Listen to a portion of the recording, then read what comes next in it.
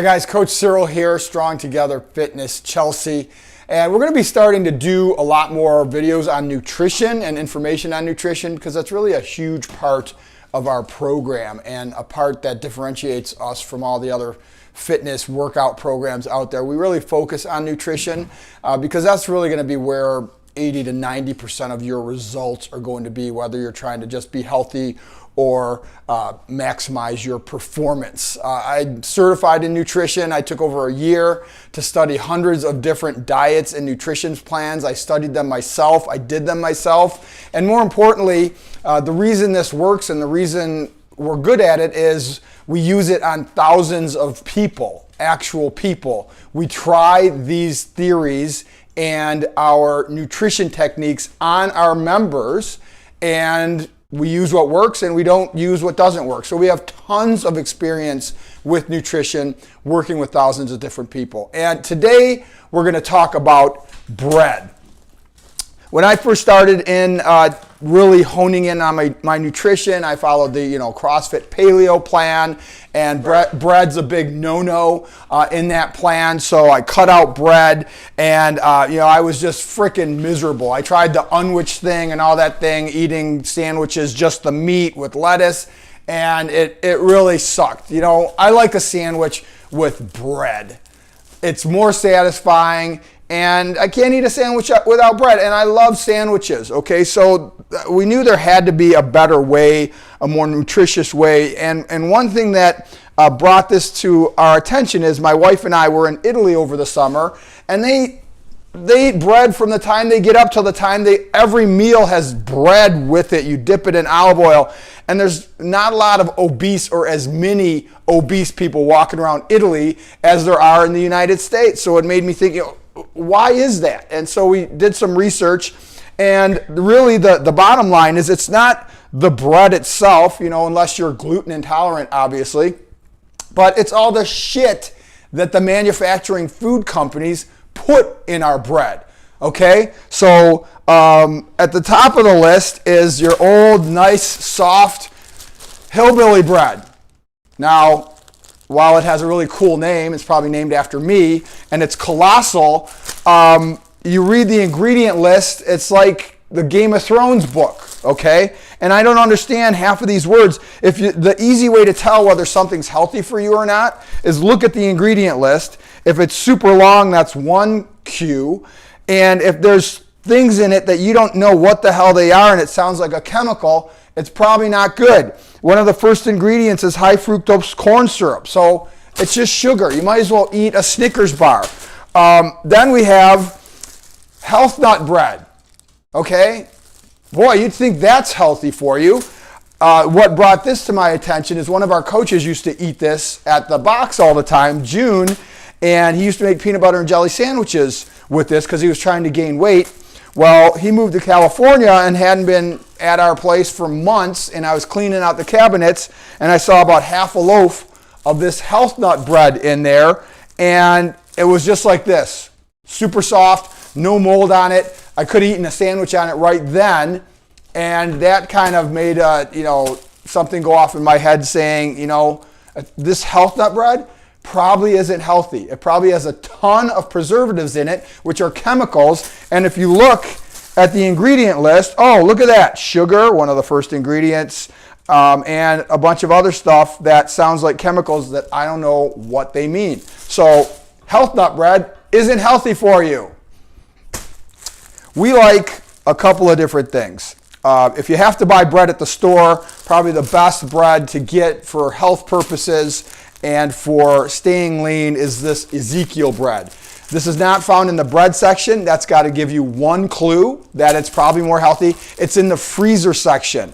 And that's because if you leave it out for like 10 minutes, it starts growing sprouts and mold because that's what it's made out of, and it doesn't have preservatives in it. So it's super dense and a better choice than that other crap. So Ezekiel bread, really good. But my favorite is my wife's homemade sourdough bread. This bread it tastes better than any of the fake shit that you can buy. It's fresh, it's homemade, and I know what's in this bread. It's like 3 ingredients.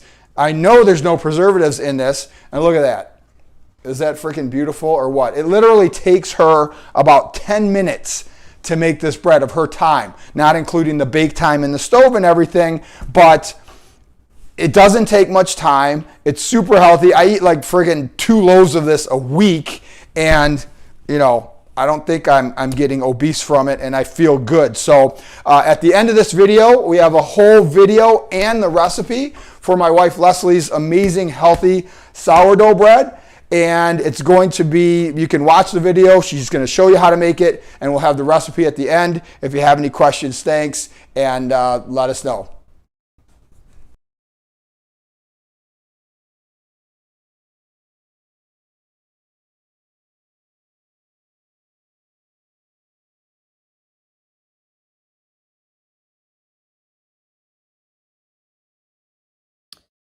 Okay, so before we start the recipe, I took my starter out of the refrigerator. If you take a look at it, it has separated a little bit. You've got the liquid up on top. You can stir it up a little bit. We're going to feed it before we start making the bread.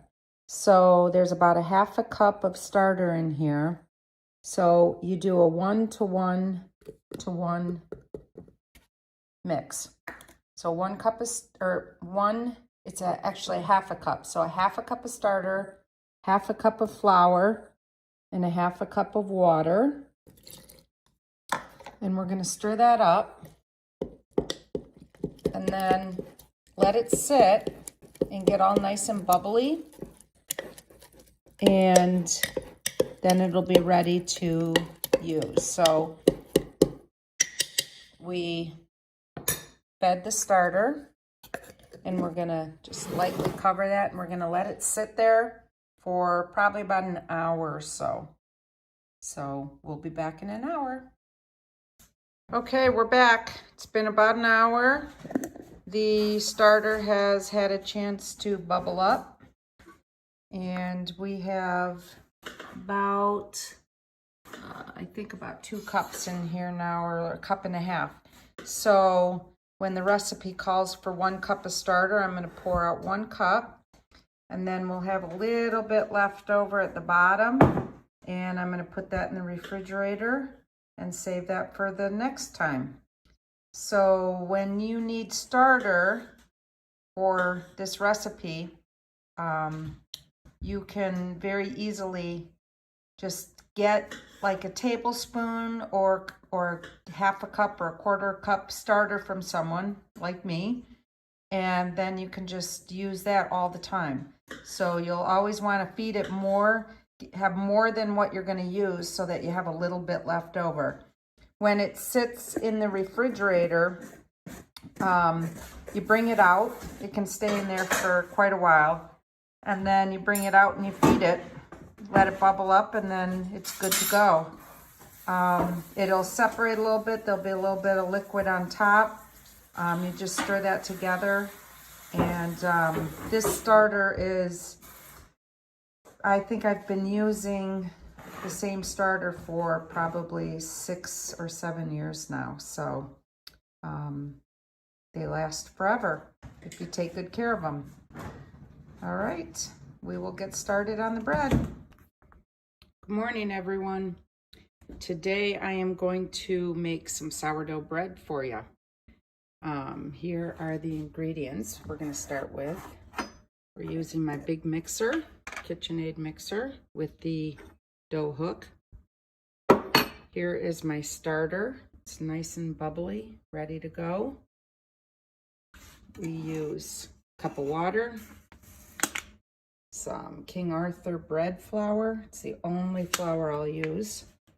I use olive oil and sugar and salt.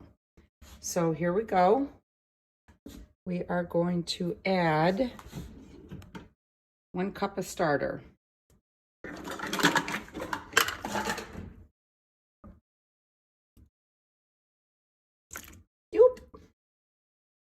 Or a little more, plus. 1 cup plus. Doesn't really matter too much. There's 1 cup plus. It'll grow really big if you have the plus part in there. 1 cup of water. Any of my struggles. Okay. I'm not being super, worried about the exact measurement. I'm just kind of grabbing one because we can add a little bit of water if we get too much flour. Let's do 1, 2,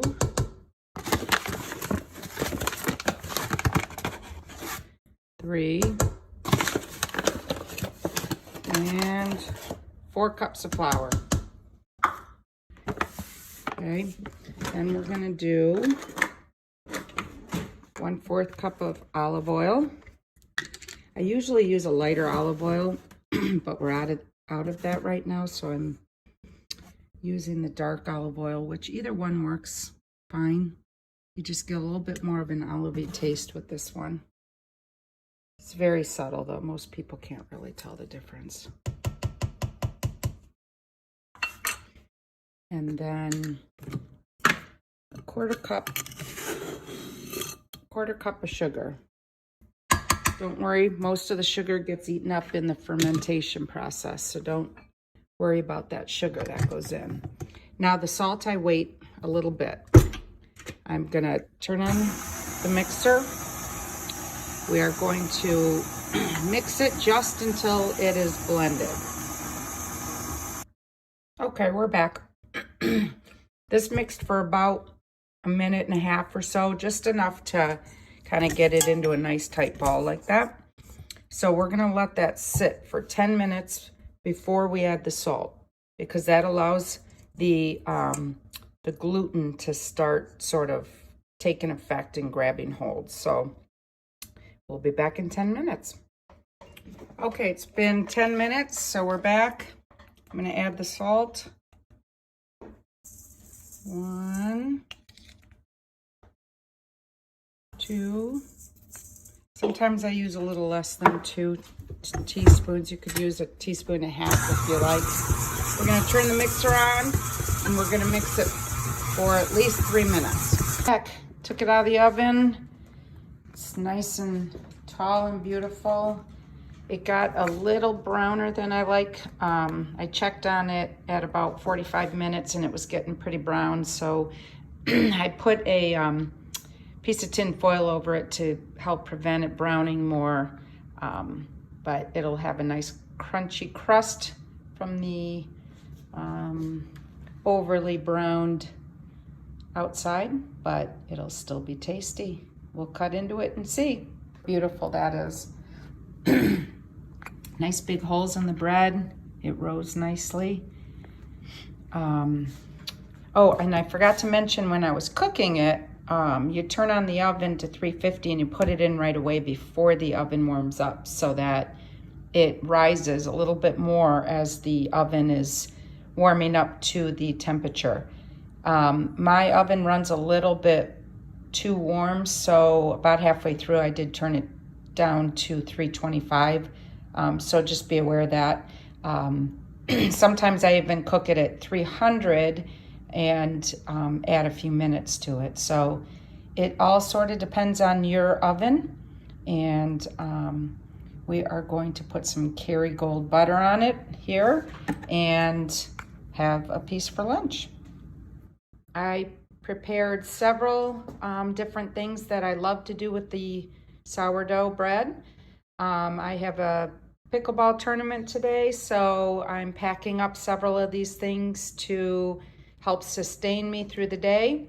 For right now, I'm gonna have my favorite, which I have this at least several times a week, smashed avocado on sourdough toast.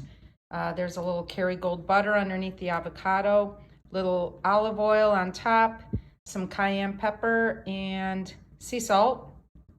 This will be lunch. That is sourdough toasted with roast beef and cream cheese. This will be a snack for later. This is toasted with some Kerrygold butter and some Vegemite. I know a lot of people do not like Vegemite, but I happen to love it. It took me a while to like it. I had to taste it several times before I liked it, but now I love it and I crave it, and it has a ton of vitamins in it, B vitamins. It does have, look at all that protein too. It does have some sodium in it, so you want to be careful of that, but I always know when I'm dehydrated, I crave Vegemite. And the trick is to spread a very, very thin layer of it. Then this one later is dessert, or if I need a quick sugar boost for just to finish out the tail end of the day, this is toasted with some brie and some homemade mango peach, I believe, jam on top. So I'm gonna package all this up, and we are gonna rock it out at the tournament because of my bread. Have a good day.